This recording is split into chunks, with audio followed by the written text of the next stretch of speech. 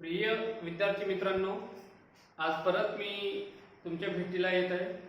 अर्थशास्त्र बघा, आता अर्थशास्त्र घेऊन मी आज तुमच्या भेटीला येत आहे.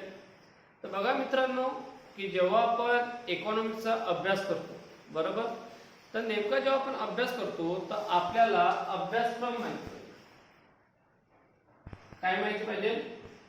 अभ्यासक्रम ही सर्वात महत्त्वाची जर कोणती गोष्ट असेल तर ते अभ्यासक्रम. आणि हा अभ्यासक्रम जर तुम्हाला माहिती जर असेल तरच आपण समोरचा अभ्यास काय करू शकतो, प्रॉपरली करू शकतो. तर आता बघा की जे काही येणारी कंबाईन, काय म्हटलं, येणारी जे काही कंबाईन असेल त्याला ग्रुप बी म्हणतात. म्हणजे आपण त्याला सोप्या भाषेमध्ये काय म्हणतो, कंबाईन बी. म्हणजे कंबाईन बी म्हणजे काय, पीएसआय, एसटीआय आणि एएस बरोबर. आता बघा कंबाईन बी म्हणजे सुद्धा तुमचे प्रेलिम आणि मेन्स पडतात, प्रेलिम आणि मेन्स. तर आपल्याला प्रेलिमला जवळपास 15 ते 16 प्रश्न येतात. किती? 15 ते 16 प्रश्न. आणि जर आपण मेन्सचा जर विचार करतो म्हटलं तर पीएसआयच्या मेन्सला इकॉनॉमिक्स नाही. काय म्हटलं की जे काही मेन्स असेल त्या मेन्सला इकॉनॉमिक्स नाही. पण एसटीआय आणि एएसओच्या मेन्सला काय दिसते तुम्हाला, इकॉनॉमिक्स आहे. काय म्हटलं की जे काही इकॉनॉमिक्स असेल त्या इकॉनॉमिक्सचा तुम्हाला अभ्यास करावा लागतो. तर आता बघा की जेव्हा आपण हा अभ्यास करणार, काय म्हटलं की जेव्हा हा अभ्यास करायचा आहे तर नेमकं आपल्याला कंबाईन साठी की कोणकोणते टॉपिक आपल्यासाठी महत्त्वाचे आहे. काय म्हटलं मी की पहिली गोष्ट बघा, हा जर तुम्हाला अभ्यासक्रम जर माहिती जर असेल तर तुम्ही पीएसआय,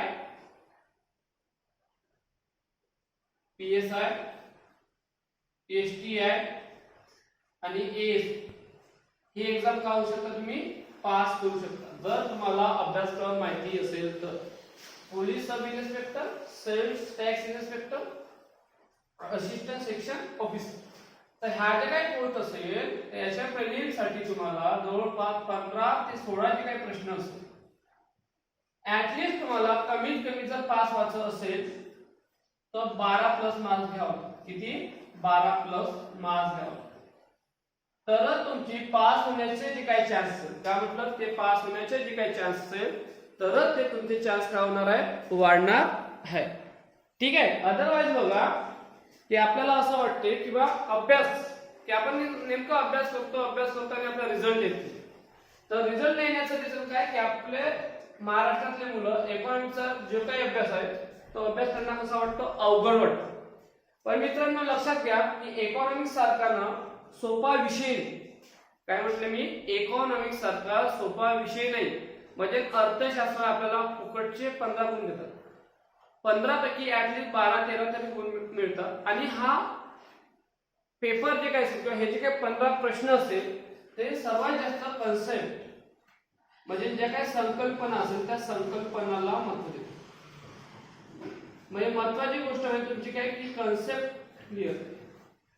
हे जर तुमचं क्लिअर जर असेल मित्रांनो तर तुम्हाला 12-13 मार्क आरामात भेटतील. ठीक आहे. बघा आता मी माझं थोड्या अकॅडमी बद्दल सांगतो. माझ्या अकॅडमीचं नाव हे माझं स्वतःच आहे, Rahul sir UPSC MPSC academy Nagpur. ठीक आहे. माझ्या अकॅडमीचा जो काही ऍड्रेस आहे बघा, ऍड्रेस शिवाजी सायन्स कॉलेजच्या समोर. काय म्हटलं मी, शिवाजी सायन्स कॉलेज जे काही असेल त्याच्या समोर आहे. शिवाजी सायन्स कॉलेज आपलं नागपूरला आहे. Ajni railway station, Congress Nagar, Dhanpur. आणि जर तुम्हाला ऍडमिशन जर करायची असेल तर ह्या नंबरवर तुम्ही कॉल करू शकता, 81 49 24 31 आणि 34. ठीक आहे. माझ्या अकॅडमीचा जो काही ऍड्रेस आहे शिवाजी सायन्स कॉलेजच्या समोर आहे, अजनी रेल्वे स्टेशन जवळ येतं. ठीक आहे. आणि जर तुम्हाला ऍडमिशन जर करायचे असेल एमपीएससी, यूपीएससी, पीएसआय, एसटीआय आणि एएसओ तर 81 49 24 31 34 वर काय करायचं, ह्या मोबाईल नंबरवर मला कॉल करा. ठीक आहे. आता मी सरळ आपल्या जे काही अभ्यासक्रम असेल, काय म्हटलं, जो काही अभ्यासक्रम असेल CSR, STI आणि ASU साठी आपल्याला जो काही अभ्यास करायचा आहे तो नेमका काय काय वाचायचा, बरोबर? कारण की बघा मित्रांनो, हातचे गुण बरं लक्षात घ्या. काय म्हटलं मी, हे 15 गुण हातचे गुण, म्हणून याचा काय करा, चांगला अभ्यास करा. ठीक आहे. तर बघा आता की जे काय आपल्याला अभ्यासाचं आहे, महत्त्वाचं गोष्ट म्हणजे की जो काय सिलेबस असेल एक, की बघा हे आज जो काय अभ्यासक्रम बघणार आहे याच्यासाठी जे काय महत्त्वाचं, एक अर्थव्यवस्था, अर्थव्यवस्था एक ओळख. आता बघा तुम्ही जे काही बुक वाचता, कोणते बुक वाचता त्यावर तुमचा अभ्यास डिपेंड असतो. ठीक आहे. तर आता बघा माझी शिकवण्याची थोडी मेथड वेगळी आहे, कारण की मी सर्व आवाका घेऊन शिकवतो. काय म्हटलं की जे काही मी टीचिंग करतो अर्थशास्त्र किंवा इकॉनॉमिक्सची, ते पूर्ण आवाका घेऊन शिकवतो. जर मी म्हणजे एखाद्या टॉपिकवर जर समजा MPSC ने जर प्रश्न विचारला तर त्या टॉपिकच्या बाहेर प्रश्नच झाला नाही पाहिजे. जे काही मी उपघटक तुम्हाला शिकवणार आहोत किंवा जे काही प्रकरण शिकवणार आहोत, जे काही चॅप्टर शिकवणार आहोत, त्या चॅप्टरच्या बाहेर MPSC जाणारच नाही. म्हणजे एवढं ॲक्युरन्सीने मी काय करतो, तुम्हाला अर्थशास्त्र नावाचा विषय शिकवतो. तर बघा आता की इंट्रोडक्शन, ही अर्थव्यवस्था एक ओळख, याच्यामध्ये काय काय करायचं आहे बघा. अर्थव्यवस्थेचे प्रकार, अर्थव्यवस्थेचे प्रकार, ज्याच्यामध्ये समाजवादी अर्थव्यवस्था असेल. बघा अर्थव्यवस्थेचे प्रकार म्हणजे पुन्हा समाजवादी अर्थव्यवस्था, ज्याला आपण काय म्हणतो सोशलिस्ट इकॉनॉमी, भांडवलशाही अर्थव्यवस्था,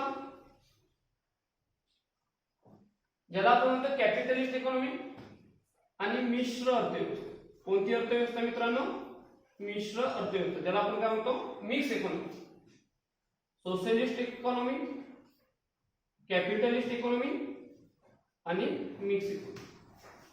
ठीक आहे. एक त्याच्यानंतर मग इथं आपल्याला अभ्यासाचं असते क्षेत्र.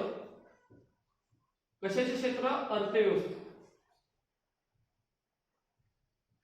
मग आता बघा याच्यामध्ये जे काही क्षेत्र येतात 1, 2 आणि 3, ज्याला आपण सोप्या भाषेत म्हणतो कृषी क्षेत्र, ज्याला प्रायमरी सेक्टर पण म्हणतात. कृषी क्षेत्र व त्याच्या संलग्न जे काही क्षेत्र असेल ते उद्योग क्षेत्र आणि सेवा. म्हणजे यालाच इंग्लिश मध्ये म्हटलं जातं ऍग्रीकल्चर, म्हणजे प्रायमरी सेक्टर. इंडस्ट्री सेक्टर म्हणजे यालाच म्हटलं जातं द्वितीय आणि तृतीय, ज्याला आपण म्हणतो सर्व्हिस सेक्टर. कोणतं सेक्टर, सर्व्हिस. हे बघायचं. त्याच्यानंतर ह्या क्षेत्राचा आपल्याला काय करायचं, वाटा बघायचा. मीन्स ऍग्रीकल्चरचं डिस्ट्रीब्युशन किती आहे, इंडस्ट्री सेक्टरचं किती आहे आणि सर्व्हिस सेक्टरचं किती आहे. म्हणजे याच्यावर प्रश्न विचारलेला आहे, याच्यावर सुद्धा प्रश्न MPSC ने काय केलेला आहे, विचारलाय. बघा मित्रांनो, MPSC जेव्हा आपल्याला प्रश्न विचारतात कोणत्या याच्यावर विचारतात, विचारत नाही. आपल्याला एक विशिष्ट सिलेबस दिला आणि त्या अभ्यासक्रमानुसार किंवा सिलेबस नुसारच काय करायचं, आपल्याला व्यवस्थित अभ्यास करायचा. ठीक आहे. त्याच्यानंतर मग याच्यामध्ये येतात भारतीय अर्थव्यवस्थेची वैशिष्ट्ये. अर्थव्यवस्थेची वैशिष्ट्ये यावर सुद्धा MPSC ने प्रश्न विचारले. भारतीय अर्थव्यवस्थेची काय वैशिष्ट्ये यावर सुद्धा MPSC ने काय केलेला आहे, प्रश्न विचारलेला आहे. त्याच्यानंतर बघा दुसरा घटक राष्ट्रीय उत्पन्न. राष्ट्रीय उत्पन्न बघा मित्रांनो, एक हा टॉपिक तुमचा महत्वाचा आहे. यामध्ये तुम्हाला काय करायचं आहे, 1, 2 आणि 3 एवढंच करायचं. याच्या बाहेर तुम्हाला MPSC कंबाईन बीला काहीही विचारणार नाही. काय म्हटलं, अर्थव्यवस्थेचे प्रकार, क्षेत्र याच्यावर प्रश्न विचारलेला आहे MPSC न, आणि खास करून वाटा, डिस्ट्रीब्युशन किती आहे, शेअरिंग किती आहे ते. नंतर भारतीय अर्थव्यवस्थेची वैशिष्ट्ये यावर पण प्रश्न MPSC ने विचारलेले आहे. नंतर राष्ट्रीय उत्पन्नामध्ये काय करायचं आहे बघा, कन्सेप्ट ज्या काय आपल्या संकल्पना आहे बघा. मग जीडीपी म्हणजे काय, जीएनपी म्हणजे काय, एनएनपी म्हणजे काय आणि एनडीपी म्हणजे काय. बघा मी जेव्हा आता ह्या ज्या काय कन्सेप्ट आहे, जीडीपी म्हणजे काय, जीएनपी म्हणजे काय, एनएनपी म्हणजे काय, हे मी कधी समजून सांगणार, जेव्हा मी सिरीज करणार सुरू तेव्हा. आणि तुम्ही माझ्याकडे क्लास पण लावू शकता, ऑनलाईन प्लस ऑफलाईन आपल्याकडे दोन्ही ऍडमिशन चालू आहे. तर तेव्हा मी ते तुम्हाला डिटेल सांगणार, किंवा मग जेव्हा मी इकॉनॉमिक सिरीज चालू करीन तेव्हा पण मी तुम्हाला सांगणार. तर राष्ट्रीय उत्पन्न, नॅशनल इन्कम काय म्हणतात त्याला, नॅशनल इन्कम. तर नॅशनल इन्कम म्हणजे आपल्याला कन्सेप्ट करायचे आहे एक. नंतर सीएसओ काय आहे, central statistical organisation. National sample survey organisation काय आहे, आणि प्रेझेंट स्ट्रक्चर काय. काय म्हटलं मी, प्रेझेंट स्ट्रक्चर काय म्हणजे जे काय आपली अर्थव्यवस्था आहे, जे काय राष्ट्रीय उत्पन्न आहे त्याचं जे काय प्रेझेंट स्ट्रक्चर आहे ते प्रेझेंट स्ट्रक्चर काय आहे. तर हे सुद्धा आपल्याला काय करायचं आहे बघायचं. मित्रांनो याच्यावर सुद्धा एमपीएससी ने काय केलेले आहे, प्रश्न विचारलेले आहे. म्हणून राष्ट्रीय उत्पन्न सुद्धा चांगल्या पद्धतीने टॉपिक करून जायचं. आणि इथपर्यंत. त्याच्यानंतर 3 नंबर दारिद्र्य. काय म्हटलं, दारिद्र्य ज्याला पॉवर्टी म्हणतात. त्याच्यानंतर बेरोजगारी हे टॉपिक करायचे. दारिद्र्य म्हणजे महत्वाची गोष्ट म्हणजे समिती विचारतात. सुरेश तेंडुलकर समिती काय आहे, श्री रंगराजन समिती काय आहे ते. आणि बेरोजगारी म्हणजे संकल्पना विचारतात. संकल्पना तसेच प्रकार, बेरोजगारीचे प्रकार किती, कोणते. तर यावर सुद्धा एमपीएससी काय करणार तुम्हाला प्रश्न विचारेल. एक अर्थव्यवस्था, एक ओळख, हा जो काही टॉपिक असेल हा एक. राष्ट्रीय उत्पन्न चांगला फोकस करायचा. दारिद्र्य आणि बेरोजगारी ह्या ज्या काही गोष्टी लिहून दिल्या असेल ह्या तिन्ही गोष्टीवर चांगला फोकस करायचा. काय म्हटलं, ह्या तिन्ही गोष्टीवर चांगला फोकस करायचं. म्हणजे एमपीएससी यावर तुम्हाला प्रश्न विचारू शकते. ठीक आहे. त्याच्यानंतर बघा की जे काही इन्फ्लेशन असेल, ज्याला आपण काय म्हणतो, महागाई म्हणतो. बघा की सध्या लॉकडाऊनच्या कालावधीमध्ये जे काही इन्फ्लेशन असेल ते इन्फ्लेशन काय होत आहे, आपलं खूप जास्त प्रमाणात वाढत. बरोबर. तर बघा आता की आपल्याला याच्यामध्ये जे काही अभ्यासाच्या नंतर महागाई काय म्हटलं, महागाई याला म्हटलं गेलं इन्फ्लेशन. मग बघा मित्रांनो, ह्या इन्फ्लेशन मध्ये जे काही आपल्याला अभ्यास करायचा आहे त्या अभ्यासामध्ये आपल्याला काय काय वाचायचं आहे बघा. एक WPI wholesale price index, CPI consumer price index काय. नंतर इन्फ्लेशनची कारणे काय, सर्वात महत्त्वाचं एमपीएससी याच्यावर फोकस करते. कंबाईन जर असेल तर याच्यावर विचारतात प्रश्न, कारण. ठीक आहे. नंतर हे जे काही इन्फ्लेशन असेल त्या इन्फ्लेशनचा अर्थव्यवस्थेवर काय परिणाम, काय म्हटलं, जो काय परिणाम असेल कशावर, अर्थव्यवस्था. महागाई वाढली तर काय परिणाम पडणार, महागाई कमी झाली तर काय परिणाम पडणार, सर्वसामान्य जनतेवर काय परिणाम पडणार. कारण की आता बघा पेट्रोल डिझेलचे खूप जास्त भाव वाढले असं भरपूर लोकांना वाटतं आणि खरंच वाढलेले पण. 110 रुपये लिटर प्रमाणे आता काय सध्या तुमचं पेट्रोल आहे. बरोबर. तर मग याचा इम्पॅक्ट काय होते तुमच्या अर्थव्यवस्थेवर पडतात. त्याच्यानंतर याच्यामध्ये जे काही व्यापार चक्र असेल, बिझनेस सायकल, व्यापार चक्र, बिझनेस सायकल, यावर सुद्धा तुम्हाला काय करायचं आहे, अभ्यास करायचा. म्हणजे यावर सुद्धा एमपीएससी ने काय केलेले आहे, कंबाईनला प्रश्न विचारलेले आहे इन्फ्लेशन. ठीक आहे. त्याच्यानंतर बघा बँकिंग 5 नंबर. आणि ह्या बँकिंग मध्ये जे काही एमपीएससी विचारेल ते करंटच्या रिलेटेड विचारेल, करंट. त्याच्यानंतर बँकांचं जे काही राष्ट्रीयकरण केलं ते राष्ट्रीयकरण केलं तर का बरं केलं, कारण की राष्ट्रीयकरणाला 2019 मध्ये 50 वर्ष पूर्ण झालेले. बरोबर. मग कोणत्या बँका होत्या, जे काही पहिल्यांदा जे काही 14 बँका केल्या होत्या नॅशनलाइज, आणि त्याच्यानंतर पुन्हा 6 बँका केल्या. मग पहिल्याच्या 14 बँका कोणत्या होत्या, नंतरच्या 6 बँका कोणत्या होत्या, त्याची जे काही लिस्ट असेल ते लिस्ट सुद्धा काय पाहिजे आपल्याला, पाठ पाहिजे. ठीक आहे. एक हे करंटच्या मुद्द्यामध्ये काय, जे काय राष्ट्रीयकरण झालेल्या बँका असतात, काय म्हटलं, राष्ट्रीयीकरण नॅशनलायझेशन झालेल्या ज्या काही बँका असतात 1969 आणि 1980 ला, हे सुद्धा काय करायचंय तुम्हाला, अभ्यास करून जायचंय. त्याच्यानंतर बघा पुन्हा बँकिंग मध्ये काय करायचंय तुम्हाला, की जे काही प्रायोरिटी लेंडिंग सेक्टर असतं, काय म्हटलं, प्रायोरिटी लेंडिंग सेक्टर, याच्यावर सुद्धा एमपीएससी ने काय केला, प्रश्न विचारलेला आहे. एनपीए यावर पण सुद्धा एमपीएससी ने काय केलेला आहे, प्रश्न विचारलेला आहे. ठीक आहे. एनपीए असेल, त्याच्यानंतर बेसल नॉर्म्स, हे सुद्धा तुम्हाला करून जायचं. म्हणजे एमपीएससी काय करू शकते, तुम्हाला याच्यावर सुद्धा काय करू शकते, प्रश्न विचारू शकते. प्रायोरिटी जे काही सेक्टर लेंडिंग असेल त्याच्यावर पण प्रश्न विचारू शकते. त्याच्यानंतर ही बँकिंगच्या रिलेटेड ज्या काही महत्त्वाच्या समित्या असतात, काय म्हटलं, कमिटी, जे काय आपली नर्सेम कमिटी असेल त्या नर्सेम कमिटीवर सुद्धा काय केलेलं आहे, एमपीएससी ने प्रश्न विचारलेले आहे. त्याच्यानंतर 6 नंबरचा जो काय आपला टॉपिक असेल त्या 6 नंबरच्या टॉपिकवर आपल्याला काय, इकॉनॉमिक प्लॅनिंग, ज्याला काय म्हणतो आपण आर्थिक नियोजन करायचं. आर्थिक नियोजन हा पण टॉपिक आपल्याला काय करायचा, शिकायचा आहे. ठीक आहे. ज्याला आपण काय म्हणतो 5 इयर प्लॅन किंवा पंचवार्षिक योजना. मग या पंचवार्षिक योजनेमध्ये काय करायचं मित्रांनो, बघा एक थीम विचारता, काय म्हटलं, की त्याची घोषणा काय आहे, त्याच्यावर प्रमुख आकडेवारी करून जायची, महत्वाच्या गव्हर्नमेंटच्या ज्या काही स्कीम लॉन्च झाल्या असेल त्या स्कीम बघून जायचं. त्याच्यातील कोणते महत्वाचे काय घटना घडलेल्या त्या घटना करून जायचे आपल्याला. त्याचे उद्दिष्ट काय ते उद्दिष्ट करून जायचं. किती पहिल्या योजनेमध्ये किती खर्च होता, 12व्या पंचवार्षिक योजनेमध्ये किती खर्च होता, ह्या सर्व गोष्टी पंचवार्षिक योजनेमध्ये आपल्याला करून जायचं.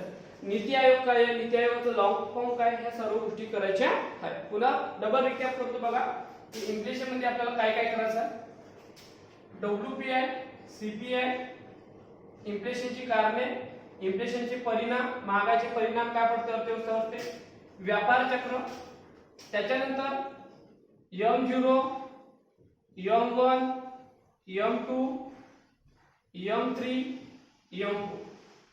ठीक आहे. हे जे काय असेल ह्या सुद्धा आपल्याला करायचं आहे, म्हणजे पैशाचा जो काय पुरवठा असतो. ठीक आहे. तर याच्यावर पण काय करायचं आहे आपल्याला करून जायचं, एमपीएससी विचार. नंतर बँकिंग करंट मध्ये काय काय घडत आहे, राष्ट्रीयकरण 1969 1980 च जे काही राष्ट्रीयकरण झालं ते, NPA priority lending sector, Basel norms काय आहे ते, महत्वाच्या कमिट्या, आर्थिक नियोजनामध्ये काय काय करायचं आहे, थीम काय होती, आयोग काय आहे, नीती आयोग काय आहे, राष्ट्रीय विकास परिषद काय आहे, बरोबर. त्याच्यानंतर त्याच्यामध्ये महत्वाचे जे काय ऑब्जेक्टिव्ह असेल ते महत्वाचे ऑब्जेक्टिव्ह करायचे आपल्याला. ठीक आहे. महत्वाचे इव्हेंट करायचे, त्याच्यानंतर कोणकोणत्या घटना घडलेल्या त्या घटनांचा सुद्धा आपल्याला काय करायचा आहे, अभ्यास करायचा आहे. ठीक आहे. त्याच्यानंतर बघा पुढे की आरबीआय सर्वात महत्वाचा टॉपिक पुन्हा आपल्यासाठी. जे काय आरबीआय असेल, रिझर्व्ह बँक ऑफ इंडिया, आणि जे काही मॉनिटरी पॉलिसी असेल ज्याला काय म्हणते मौद्रिक धोरण, यामध्ये काही खूप जास्त करायची गरज नाही, फक्त याच्यामध्ये कन्सेप्ट करायचे मित्र. का म्हटलं, आरबीआय आणि मॉनिटरी पॉलिसी जे काय असेल त्याच्यामध्ये फक्त कन्सेप्ट करायचे. सीआरआर काय आहे, एसएलआर काय आहे, बँक रेट काय आहे, रिव्हर्स रेपो रेट काय आहे. आता बघा हे जेव्हा मी सिरीज घेऊन येणार आहोत स्पेशल कन्सेप्ट, तर त्या कन्सेप्टच्या वेळी मी तुम्हाला सर्व सांगणार. ठीक आहे. तर ह्या सर्व कन्सेप्ट आपल्याला करायचे, की जे काही महत्वाच्या ज्या काही गोष्टी असतील त्या महत्वाच्या गोष्टी. नंतर यांचा हे कमी केलं किंवा जास्त जर केले तर याचे परिणाम काय होणार, कशावर, अर्थव्यवस्थेवर काय परिणाम पडणार, कर्जावर काय परिणाम पडणार, कर्ज महाग होणार की स्वस्त होणार. ठीक आहे. ह्या पद्धतीने काय करणार तुम्हाला एमपीएससी प्रश्न विचारणार, कुठं, आरबीआय आणि आरबीआयचे जे काही मॉनिटरी पॉलिसी असेल त्यामध्ये. त्याच्यामध्ये बघा मग त्याच्यानंतर आपल्याला काय करायचं, पब्लिक फायनान्स, सार्वजनिक वित्त. काय म्हटलं गेलं याला? सार्वजनिक वित्त. सार्वजनिक वित्त. मग बघा मित्रांनो, हे जे काय आपलं सार्वजनिक वित्त असेल त्या सार्वजनिक वित्तामध्ये काय बघायचं आपल्याला? पहिली गोष्ट म्हणजे संकल्पना. मग ह्या संकल्पना कोणत्या? डीपीसी, त्रुटीच्या संकल्पना. फिस्कल डिफिसिट काय आहे, महसुली तूट काय आहे, भांडवली तूट काय आहे, परिणामी भांडवली तूट काय आहे. ठीक आहे, तर ह्या ज्या काही त्रुटी असतात ह्या त्रुटीच्या संकल्पना बघायच्या आपल्याला याच्यामध्ये. त्याच्यानंतर याच्यामध्ये आपल्याला बघायचा आहे अर्थसंकल्प. भारत सरकारचा अर्थसंकल्प कसा तयार होतो. ठीक आहे, त्याच्यानंतर भारत सरकारचा जे काही खर्च आणि जमा असेल, खर्च आणि जमा, महसुली जमा, महसुली खर्च, भांडवली जमा, भांडवली खर्च, ह्या पण गोष्टी बघायच्या आपल्याला यामध्ये. त्याच्यानंतर भारत सरकारचा कर महसूल, हे पण आपल्याला यामध्ये काय करायचं आहे? बघायचं आहे. त्याच्यानंतर वित्त आयोग अभ्यासाचे आपल्याला फायनान्स कमिशन, काय म्हटलं मी? वित्त आयोग म्हणजे काय? फायनान्स कमिशन पण आपल्याला बघायचं आहे की वित्त आयोग, त्याचा पण आपल्याला काय करायचा आहे? अभ्यास करायचा. तर ह्या एवढ्या गोष्टी आपल्याला काय करायच्या? पब्लिक फायनान्स मध्ये बघायच्या. आणि महत्त्वाचे जे काय आकडेवारी असेल, लक्षात ठेवायचं आकडेवारी. हे जे काय महत्त्वाची आकडेवारी असेल, महत्त्वाचे जे काही डाटा असेल, हा महत्त्वाचा डाटा आपल्याला बघायचा आहे. आणि त्याच्यानंतर FRBM, fiscal responsibility budget management act जो विजय केळकर कमिटीने तयार केलेला होता 2003 ते 2004 मध्ये. हे पण आपण काय करणार आहोत? इकॉनॉमिक सिरीज जेव्हा मी चालू करणार आहे तेव्हा इकॉनॉमिक सिरीज मध्ये तुम्हाला एफआरबीएम ऍक्ट काय त्याच्याबद्दल सुद्धा मी सांगणार. डबल एक वेळा सांगतो की आरबीआय मध्ये काय करायचं आहे? आरबीआयची स्थापना कशी झाली, आरबीआयचं राष्ट्रीयकरण कसं झालं, तिथल्या आरबीआयचे जे काही गव्हर्नर असेल त्याच्याबद्दल आपल्याला बघायचं आहे.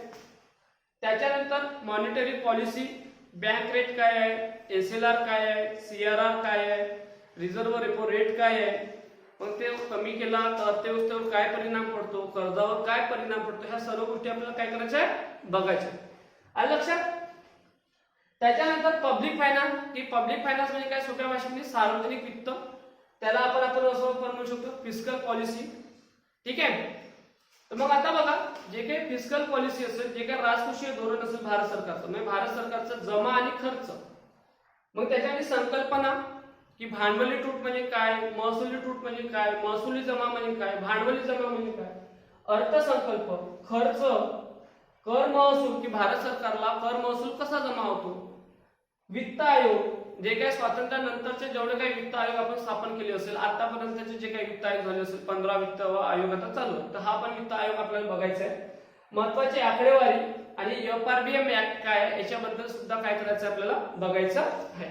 ठीक आहे, त्याच्यानंतर बघा, हा आणि याच्यामध्ये हे सर्व टॉपिक महत्वाचे लक्षात घ्या. हा पण टॉपिक, हा पण टॉपिक, हा पण टॉपिक, हा पण टॉपिक आणि हा पण टॉपिक, आणि अगोदरचे जे काही मी तुम्हाला सांगितलं होतं ते टॉपिक. हे एवढे जरी तुम्ही टॉपिक चांगल्या फोकसने जरी वाचले मित्रांनो, 8-9 मार्क तुम्हाला आरामात भेटतात. हे एवढे जरी टॉपिक केले तरी. अजून मी समोरचे काही टॉपिक सांगतो तुम्हाला.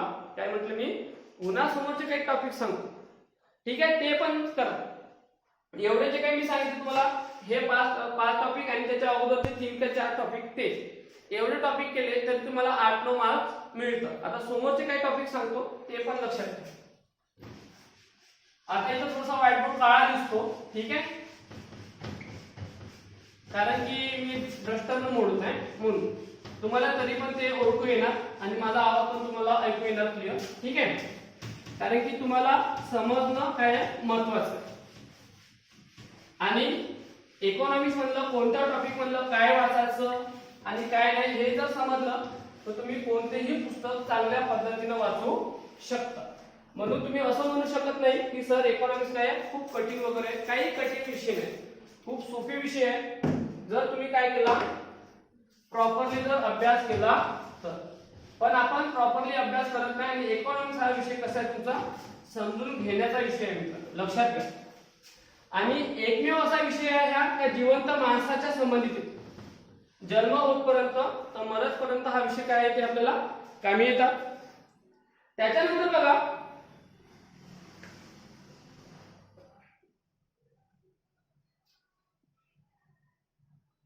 आपल्याला टॅक्स पण बघायचा आहे याच्यात. काय म्हटलं? टॅक्स. नंतरचा टॉपिक येतो टॅक्स. तर बघा नंतरचा टॉपिक कोणता? टॅक्स. मग हा जेव्हा आपण तुम्ही टॅक्सचा अभ्यास करणार त्या टॅक्स मध्ये आपल्याला बघा टॅक्सचे प्रकार काय काय म्हटलं? डायरेक्ट टॅक्स म्हणजे प्रत्यक्ष कर, अप्रत्यक्ष कर याच्याबद्दल सुद्धा आपल्याला बघायचं आहे. ठीक आहे. टॅक्स, टॅक्सचे प्रकार बरोबर आहे. डायरेक्ट टॅक्स म्हणजे प्रत्यक्ष कर आणि अप्रत्यक्ष कर. अप्रत्यक्ष कर पुन्हा त्यामध्ये आपल्याला काय बघायचं आहे इथपर्यंत आले तुम्ही. त्याच्यानंतर आपल्याला यामध्ये बघायचं आहे टॅक्स याच्यामध्ये प्रत्यक्ष कर अप्रत्यक्ष कराचा वाटा किती. ठीक आहे. इन्कम टॅक्स असेल, कॉर्पोरेट टॅक्स असेल ते वाला. नंतर आपल्याला बघायचं जीएसटी. त्याच्यानंतर याच्यामध्ये ज्या काही महत्त्वाच्या समित्या असेल त्या महत्त्वाच्या समित्याचा काय करायचा आपल्याला अभ्यास. आणि त्याच्यानंतर एक जे काही आपलं केंद्र असेल व राज्य यांचे आर्थिक संबंध, यांचे आर्थिक संबंध कसे हे आपल्याला कुठं बघायचं आहे. टॅक्स नावाचा जो काही टॉपिक असेल त्या टॅक्स मध्ये आपल्याला काय करायचं आहे बघायचं. म्हणजे कंबाईनची जे काही एक्झाम असेल त्या कंबाईनच्या एक्झामला तुम्हाला काय करावं लागेल एवढं अभ्यासावं लागेल. त्याच्यानंतर फॉरेन ट्रेड ज्याला आपण काय म्हणतो परकीय व्यापार. बघा मित्रांनो परकीय व्यापारात सुद्धा दरवर्षी एमपीएससी ने काय केलेला आहे प्रश्न विचारले. तर हा परकीय व्यापारामध्ये काहीच करायचं नाही, फक्त एक कन्सेप्ट करायची की बॅलन्स ऑफ पेमेंट काय आहे आणि काय म्हटलं की बॅलन्स ऑफ पेमेंट काय, बॅलन्स ऑफ ट्रेड काय. ठीक आहे. म्हणजे कन्सेप्ट करायच्या महत्वाच्या आणि याच्यामध्ये डाटा पाठ करायचा. काय म्हणतात डाटा म्हणजे आपण कोणत्या देशाकडून सर्वात जास्त एक्सपोर्ट करतो, इम्पोर्ट कोणत्या देशाकडून करतो, आपला ट्रेड पार्टनर कोण आहे. ठीक आहे. चायनाचा वाटा किती आहे, अमेरिकेचा वाटा किती आहे, या पद्धतीचा जो काही डाटा असेल ह्या सर्व गोष्टी आपल्याला काय करायचं आहे हा परकीय व्यापारामध्ये मित्रांनो बघायचे लक्षात.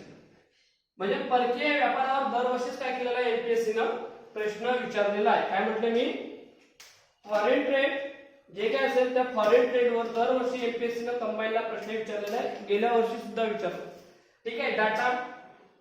त्याच्यानंतर ह्या देशाची क्रोनॉलॉजी, एक्सपोर्ट आणि इम्पोर्ट मध्ये कोणता देश पहिला क्रमांक दुसरा क्रमांक म्हणजे ऍटलीस्ट 5 देशापर्यंत नाव पाठ ठेवायचे. आणि इथपर्यंत हे झालं परकीय व्यापाराबद्दल. त्याच्यानंतर बघा मग आपल्याला जे काही करायचं आहे फॉरेन ट्रेड झालं. नंतर आहे तुमचं LPG policy, liberalisation, privatisation and globalisation ज्याला उदारीकरण, खाजगीकरण आणि जागतिकीकरण म्हणतात. उदारीकरण, खाजगीकरण आणि जागतिकीकरण. आलं लक्षात. हे आपल्याला बघायचं एलपीजी पॉलिसी. हे केलं का नाही केलं का एवढं काही फरक पडत नाही. ठीक आहे. त्याच्यानंतर आंतरराष्ट्रीय संघटना, इंटरनॅशनल ऑर्गनायझेशन, आंतरराष्ट्रीय संघटना. ठीक आहे. आंतरराष्ट्रीय संघटनामध्ये जे काही करंटचा डाटा असेल तो करंटचा डाटा जास्त पाठ करून ठेवायचा.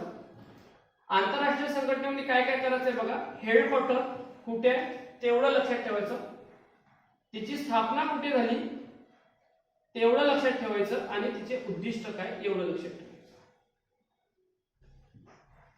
ह्या 4 गोष्टी याच्यामध्ये काय करायचं लक्षात ठेवायचं आहे. करंट मध्ये तुम्हाला काय करायचंय की कोणत्या संघटनेची कुठं परिषद,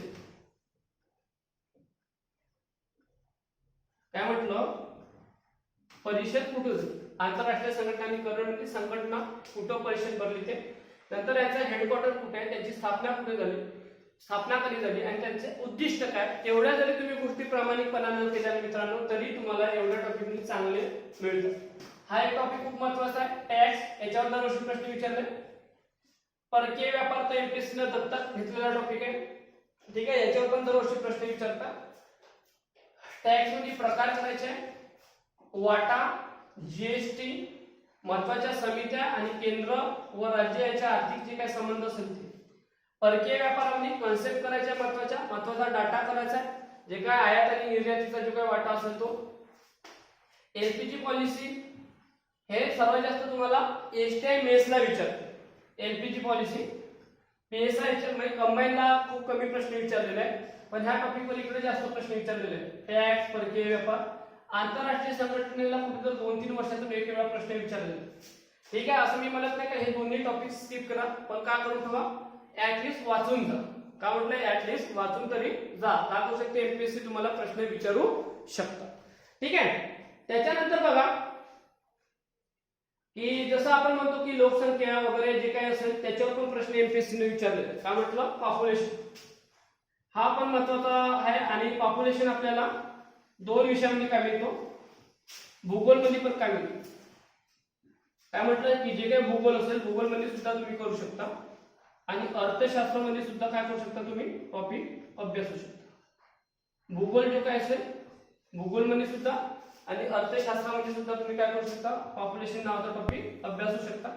हा सुद्धा एमपीएससी ने टॉपिक दत्तक घेतलेला आहे. याच्यावर सुद्धा काय केलेलं आहे, एमपीएससी ने प्रश्न विचारलेले आहेत. नंतर ऍग्रीकल्चर, हे ऍग्रीकल्चर तुम्हाला करंटच करा. ठीक आहे, करंटच केले तरी भरपूर आहे.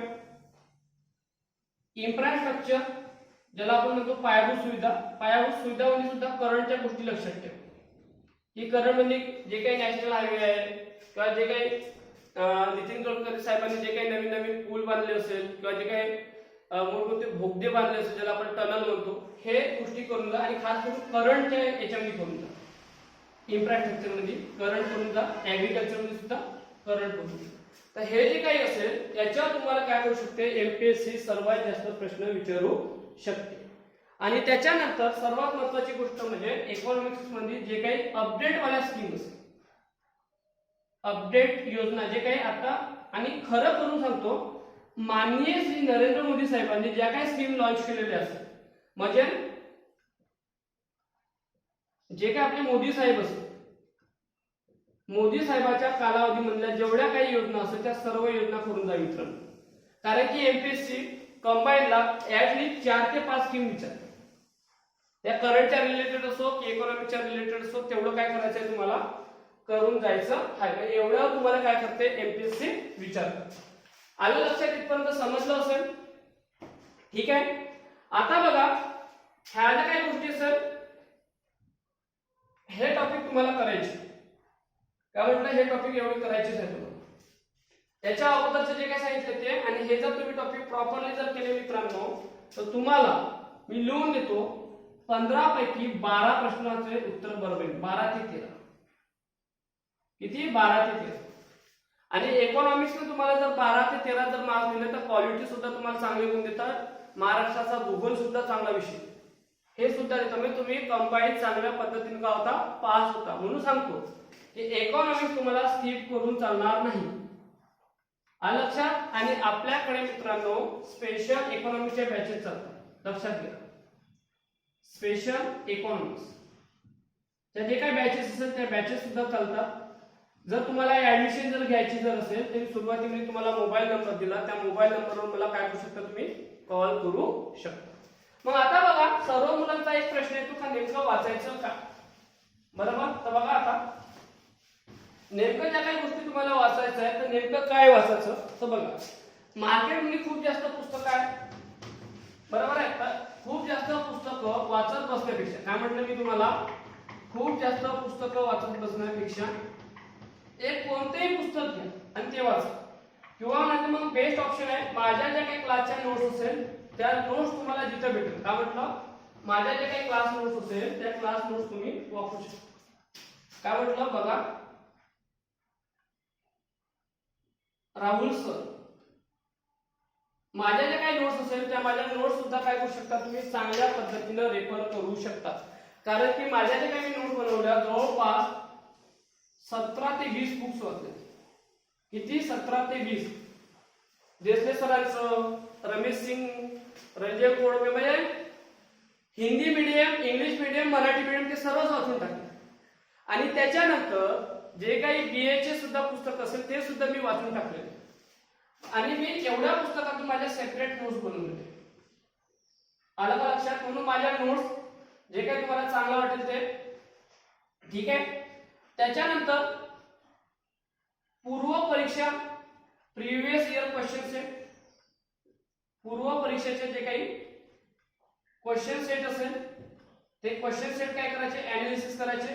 ऍट लिस्ट 2014 पासून 2014 ते टिल नाउ, म्हणजे आतापर्यंत जर तुम्ही काय केलं, प्रॉपरली जर अनालिसिस जर केलं, एवढ्या जरी प्रश्नपत्रिका तुम्ही प्रॉपरली जरी केल्या ना, तर तुम्हाला आरामात 10-12 प्रश्नाची उत्तर येतात. आणि लक्षात घ्या, प्रॉपर तुमचा अभ्यास तुम्ही करा.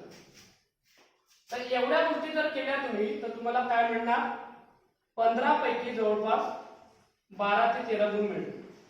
जर तुम्ही काय केलं, प्रॉपरली अभ्यास केला तर. आलं लक्षात? जर काही डाऊट असेल तर तुम्ही मला कधीही कॉल करू शकता. ह्या नंबरवर बघा, मी माझा मोबाईल नंबर लिहून देतो आणि व्हॉट्सअपला पण हाच नंबर आहे, 81 49 24 31 34. ह्या नंबरवर तुम्ही कधीही मला कॉल करू शकता किंवा व्हॉट्सअप करू शकता, कोणतीही अडचण असेल तर.